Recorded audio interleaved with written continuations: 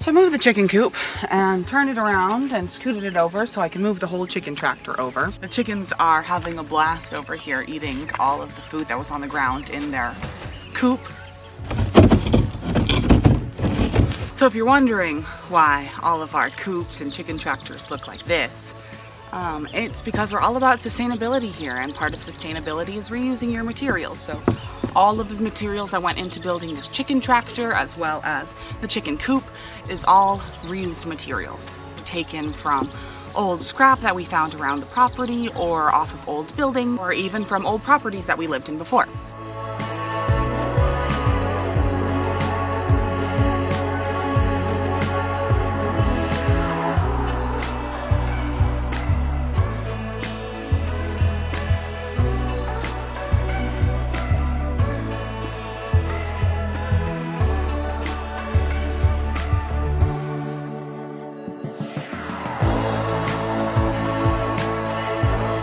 Okay, so I finally finished goat proofing this chicken tractor.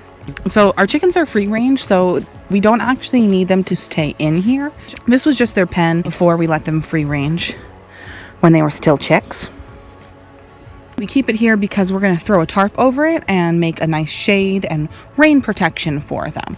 So I don't need to worry about making sure that nothing can get in and out of here, except for the chicken coop over here. This is Pancho, he's saying hi. So the chicken coop over here is also a movable chicken coop. I really hate going inside the chicken tractor to open and close the door. So I'll show you what I've done here. So this is their door with their little ramp. And you'll notice this little green wire over here, which is attached to a pulley, which comes over here. This is the front of the chicken coop. Used to be the door that the billy goats kept on getting in. Now it's the egg collecting door, it's the human door, and it's also the door that's not inside the chicken tractor. To close this door without having to go in the chicken tractor, you just take this pulley off, pull it, and it closes the door. Latch it right here, and it stays shut. Billy and Paul are definitely kind of angry that I locked them out of the chicken coop. So it's time to go out and fill up some sandbags because we need to finish damming up our pond. That way we can have a pond for the ducks. So right now we have something that's adequate enough, but I'd like something a lot better before they get here. So I need to fill up some sandbags and grab a water pump and drain out the water that's in the pond right now. And we'll go from there. So here's the water tank, and I need to turn on the pump. That way we can start filling it up. So by the time I'm done pumping out the pond, I can refill the pond. But it's gotten a little overgrown in the last month.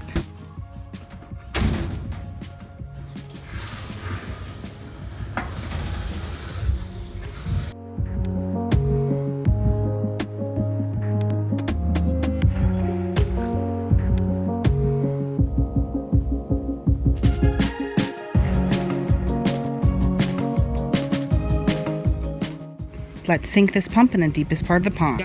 We got water. That means that the pond is draining.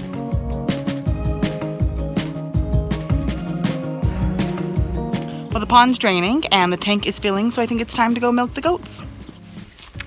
So we have to round up the baby goats and put them in the stall behind you. That way, when we bring in the mama goats, they won't drink all the milk.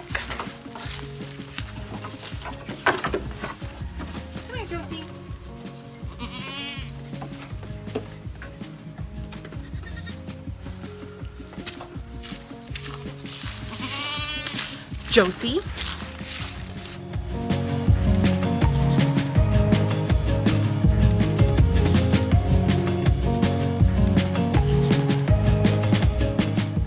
Perseus.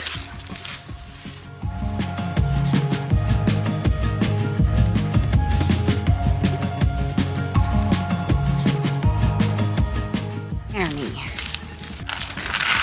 And a bucket of grain for the milking mamas.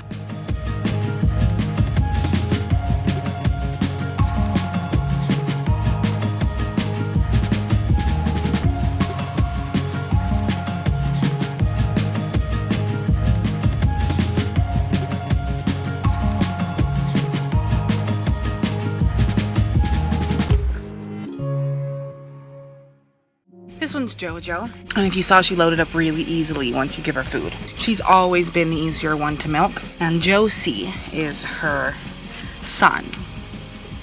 And if you saw, he's also the easier baby to catch because she's the easier one to milk. I was milking her in the stall that we put the babies in originally, until she started to get some fussy because of some indigestion, which we corrected, but long story short, we ended up using the stall because Cassie has to use the stall too. Cassie's the harder one to milk, but we get a lot more out of her. We get about double the milk out of Cassie than we do out of JoJo. Cassie's name is Cassie because it stands for Cassiopeia. And her daughter, the daughter's the one that looks like her, the dark brown one, Annie. Her name is Andromeda, so we call her Annie because in Greek mythology, Andromeda was Cassiopeia's daughter. Funnily enough, she didn't have a son, so Percy got named Perseus after Andromeda's husband, but it's her brother. But that's all right because in the Greek mythology, Perseus became her husband because she saved Andromeda from marrying her uncle. So inbreeding goats doesn't seem that inappropriate. Squirting milk on myself.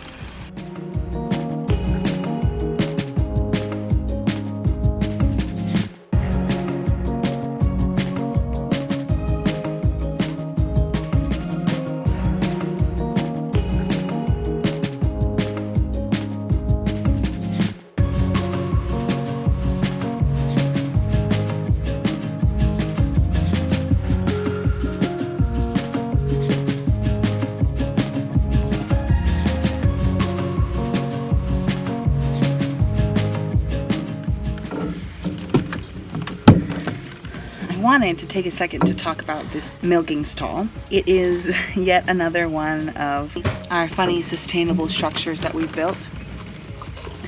It has these things to keep the goat on there, and to, I guess Jared had like a bad incident of getting kicked in the face milking goats a long time ago, so he wants a face guard. I've never used a real goat milking stall. I've only been milking goats for like 2 months.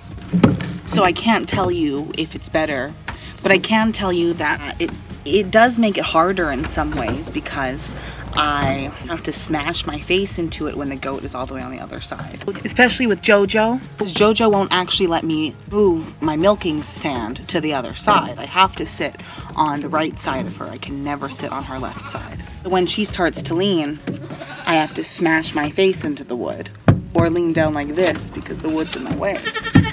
I've never really milked a goat before these girls, so I've only been milking very recently. For the record, I did lactate myself. And it's funny because quite a lot of my knowledge comes from just kind of stuff I knew about myself when I was lactating. Like how to finesse her to get her to drop, which is all stuff that they tell you if you just like look it up online. Like, you know, there's something really awesome about having once made milk myself and milking another mother.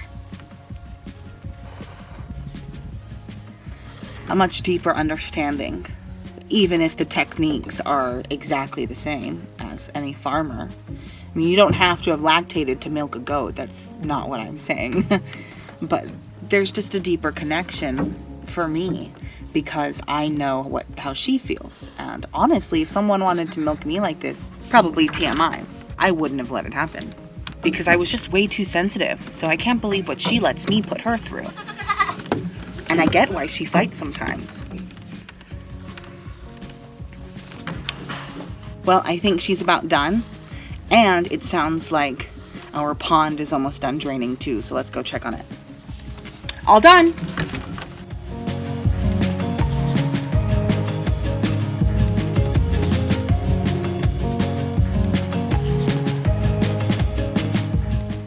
Well, there's how much milk we ended up getting out of them. The smaller one's JoJo, larger one's Cassie. Let's let the twins out now.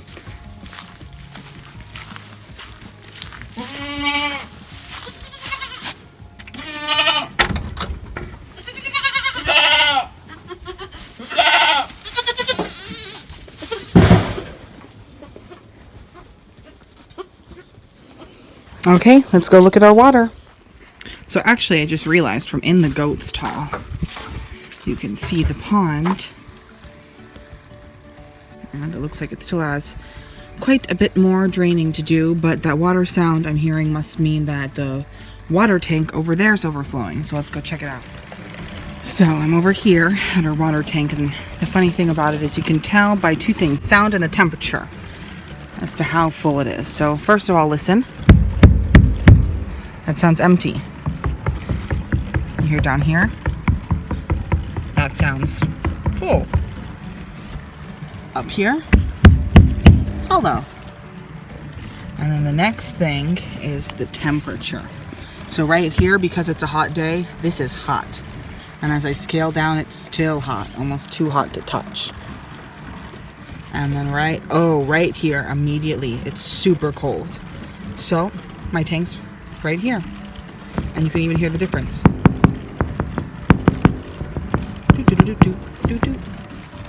So that means that this tank is only halfway full. So we can probably start filling up some more sandbags. I wanted to show you over here. There's our pond, and the hose is draining over here. And it's drained out this much water so far.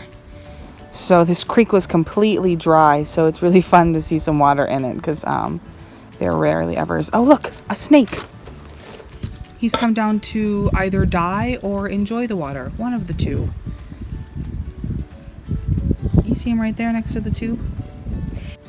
That tube right there is actually buried underneath me, all the way over there to the gazebo.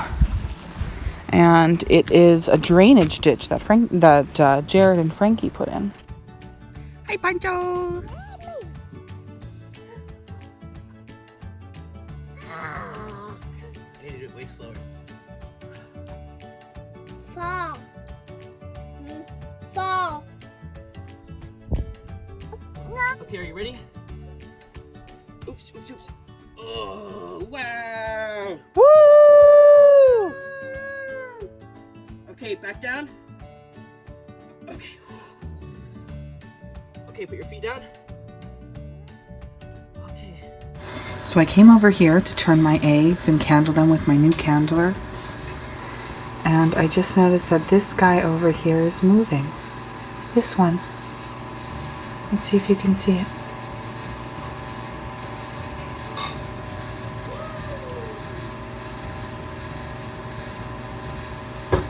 Ouch. That miso soup was so hot that it burned my fingers and my mouth. That is gonna go on YouTube. We made some pretty good progress today here on the farm. We went ahead and fixed the chicken coop, and now the goats can't get into the chicken coop, and it's easier for us to use as well. We drained the pond, we refilled our water holding tank, that way we can refill our pond when we're ready. Tomorrow we can go ahead and start filling up more sandbags, as well as taking some rocks out of the pond bed. But I think we did some good progress today. Behind the scenes, we also went ahead and moved some compost. It was our first compost run, moving it from our compost bucket into our new pumpkin patch as well. So that was really exciting because it was the first time we really got to benefit from our compost pile that we started a year ago. So thanks for joining in on another episode on It's a Farm Enough Life, and I hope to see you guys next week.